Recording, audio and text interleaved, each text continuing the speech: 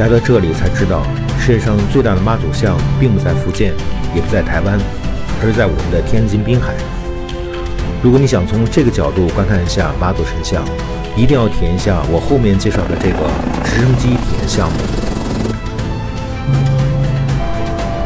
妈祖神像高42.3米，相当于14层楼的高度，飞行环绕妈祖文化园2圈，大概2分钟，价格还行。一次飞行最多乘坐3个人，没有年龄、身高的限制。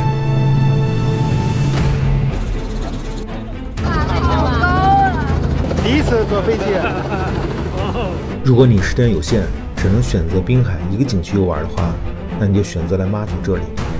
这里除了看妈祖、了解妈祖文化，还可以露天野营、搭帐篷、看日出。大人小孩还可以赶海、抓螃蟹。最后提一点，当地的旅游服务品质真还需要大幅度提高。